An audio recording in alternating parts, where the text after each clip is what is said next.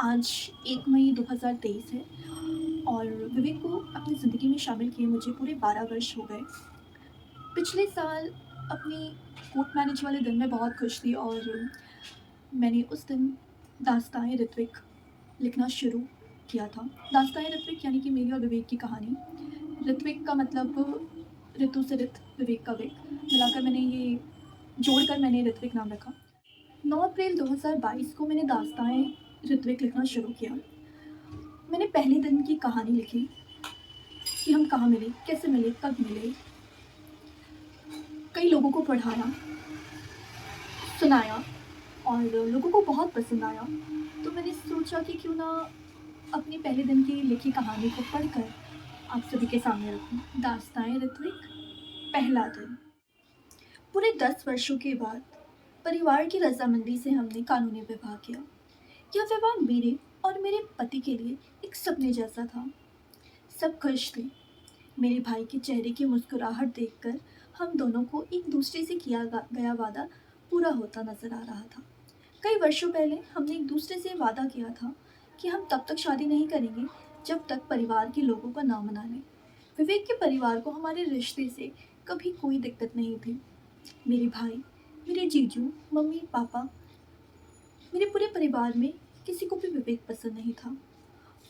उसे पसंद करने वालों की सूची में बहुत कम ही लोग थे, जिसमें 10 वर्ष पूर्व मेरा नाम भी जुड़ गया था। हमारा मिलना किसी हिंदी पिक्चर की कहानी से कम नहीं था। डीडीएलजे में जिस प्रकार काजोल की मुलाकात शाहरुख खान से ट्रेन में हुई थी, कुछ वैसा ही वाकया मेरे साथ भी हुआ था। बस रेलगाड़ी की जगह रेलवे प्लेटफॉर्म था और विदेश की जगह कोलकाता। कॉलेज का प्रथम वर्ष, मन में उत्साह, जोश और कई सपने लिए हर रोज प्रातः 5:55 की लोकल ट्रेन पकड़ने मैं बचपन की 2 सहेलियों के साथ निकलती। मेरी जिंदगी सरल रूप से आगे बढ़ रही थी। हर रोज की एक ही दिनचर्या थी। सुबह प्रातः 4 बजे उठकर तैयार होना, कॉलेज के लिए निकल जाना। ट्रेन में सवारी करते समय स्कूल जाने वाले छात्रों को देखती और सोचती थी, जो समझदारी मुझ में अब आई है, जो स्वतंत्रता मुझे इस उम्र में मिली है, वह 8वीं 9वीं में पढ़ने वाले छात्रों के अंदर न जाने कब से आ रखी है। 11वीं 12वीं में पढ़ने वाले छात्र कॉलेज जाने वाली लड़कियों को छेड़ने का सामर्थ्य रखते थे। कॉलेज जाने और आने में मात्र 15 रुपए लगते थे। अगस्त का महीना था।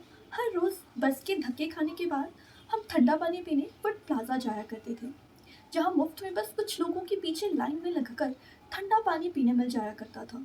उस दिन हमने वेज रोल खाने का भी मन बनाया था। बड़ी मुश्किल से 12 रुपए जमा किए थे। पानी के लिए 2 लाइनें लगी हुई थी। वैदी एक लाइन में जा लगी। रोल का काउंटर भी पास ही में था। मैं काउंटर से भीड़ कम होने का इंतजार कर रही थी। मैं अपनी नज़र इधर उधर घुमा ही रही थी कि मैंने देखा मेरे पीछे वेटिंग एरिया के घेराव पर टेक लगाकर 8 से 10 लड़के खड़े हैं। उसमें से एक लड़का रोल काउंटर की ओर बढ़ा और मैं फिर से काउंटर में लगी कतार को थकी नजरों से देखने लगी। मेरे पीछे से आवाज़ आई, सुनो, तुम्हारा नाम क्या है? मैंने पीछे मुड़कर देखा तो वही लड़का जो काउंटर की तरफ आ रहा था मेरे सामने आ खड़ा हुआ। दुबला पतला शरीर, सांवला रंग, हल्की बैंगनी रंग की शर्ट। उसने दोबारा कहा, तुम्हारा नाम क्या है? कहाँ रहती हो? मैं निस्तब्ध सी खड़ी उसके प्रश्न सुन रही थी और नजर उसे देखे जा रही थी। पीछे से आवाज आई, ऋतु, तुझे छेड़ रहा है क्या? तू बोलेगी तो अभी लगा दूं इसे 2 चप्पल। नहीं, कुछ नहीं, मैंने कहा। मैं जाकर वैद्य के पीछे पानी भरने की लाइन में लग गई। कुछ क्षण बाद वह दोबारा मेरे पास आ गया और उसने बहुत प्यार से कहा, सुनो ना, कहाँ रहती हो? वैदेही ने दोबारा चप्पल उतारने की बात कही। घर में रहती हूँ, मैंने जवाब दिया। 90 के दशक की पिक्चरों में अक्सर अभिनेत्रियों को कहते सुना था। मेरा उत्तर सुनकर वह मुस्कुराया और अपने दोस्तों के पास लौट गया।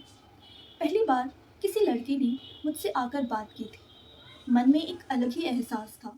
वैदेही बला की खूबसूरत थी और उसके रहते मेरे और नजर जाना मेरे लिए आश्चर्य की बात थी। हमने ठंडा पानी भरा और बिना रोले लोकल लेने की दिशा में बढ़े। हम तीनों जाकर ट्रेन में बैठ गए।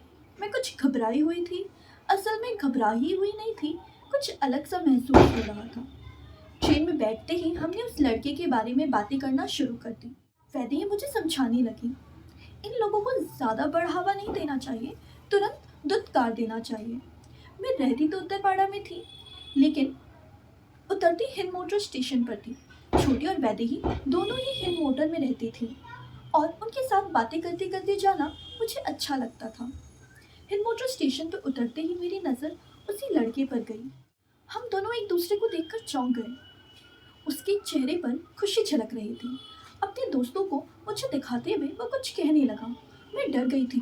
मुझे ऐसा लग रहा था कि अब कहीं ये मेरे पीछे पीछे मेरे घर ना आ पहुंचे। मैं रैंप की ओर तेजी से बढ़ने लगी। बार बार पलट कर देख रही थी कि कहीं वो मेरा पीछा तो नहीं कर रहा। साइकिल स्टैंड से अपनी अपनी अपनी साइकिलें ली और तेजी से वहां से निकल पड़े, जैसे हमने किसी का बटुआ मारा हो। घर जाकर खाना खाया, थोड़ा आराम किया, ट्यूशन पढ़ाया, लेकिन वो लड़का और उसकी मुस्कुराहट आंखों के सामने से जा ही नहीं रही थी। शाम को खुद की पढ़ाई करने के लिए छोटी की दीदी से पढ़ने हिंद मोटर जाया करती थी। मैं और छोटी पढ़कर लौट रहे थे और अचानक वो हुआ जो किसी पिक्चर में तो मैंने कई बार देखा और सुना था, लेकिन असल ज़िंदगी में ये वाक़या मेरे साथ होगा, मैंने ऐसा कभी सपने में भी नहीं सोचा था। हम दोनों ने वही कपड़े पहने थे जो दोपहर के समय पहन रखे थे, शायद इसलिए पहचानने में कोई दिक्कत नहीं हुई। दोपहर की ही तरह वह कई दोस्तों के साथ झुंड में खड़ा था। मैंने उसे एक बार देखा और अपनी नज़रें फेर ली। वह मुझे घूरे जा रहा था। उसने फिर से एक लड़के से कुछ कहा। उस वक्त ज़रा भी अंदाज़ा नहीं था कि ईश्वर हमें क्यों मिला रहे हैं, लेकिन उसे दोबारा देखकर बहुत अच्छा लगा।